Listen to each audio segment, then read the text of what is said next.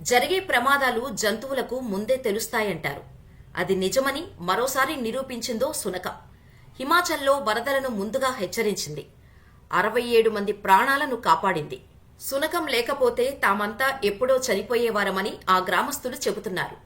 పెంపుడు కుక్క కారణంగా కళ్ల ముందే తమ ఇళ్లు మట్టిలో కలిసిపోయినా ప్రాణాలతో బయటపడ్డామని గ్రామస్తులు ఆ సునకానికి బ్రహ్మరథం పడుతున్నారు. ఆ సునకం అంతమందిని ఎలా కాపాడిందో తెలియాలంటే వాచ్ ది స్టోరీ.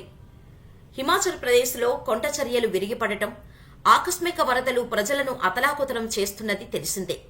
జూన్ 20న రుతుపవనాలు ప్రారంభమైనప్పటి నుంచి రాష్ట్రంలో కనీసం 78 మంది మరణించారు. 50 మంది కొండచర్యలు విరిగిపడటంతో మృత్యువాత పడగా 28 మంది రోడ్డు ప్రమాదంలో ప్రాణాలు కోల్పోయారు.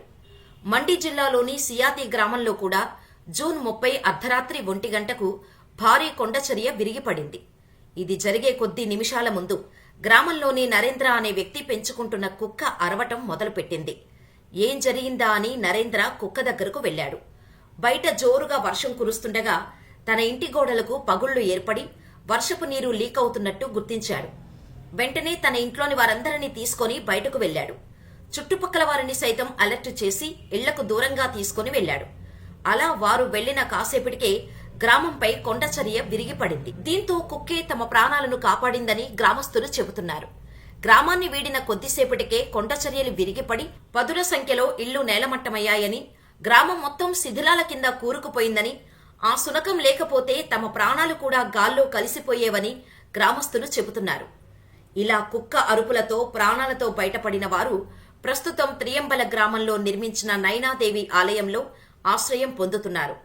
ప్రభుత్వం వారికి 10,000 రూపాయల ఆర్థిక సాయం అందించగా ఇతర గ్రామాల ప్రజలు సైతం ముందుకొచ్చి వారికి అండగా నిలిచారు.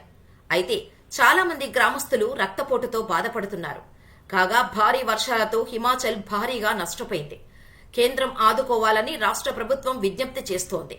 రాష్ట్రానికి ప్రత్యేక ప్యాకేజీ ఇవ్వాలంటూ బీజేపీ ఎంపీ కంగనా రనౌత్ మోడీకి లేఖ రాస్తున్నట్టు తెలిపారు.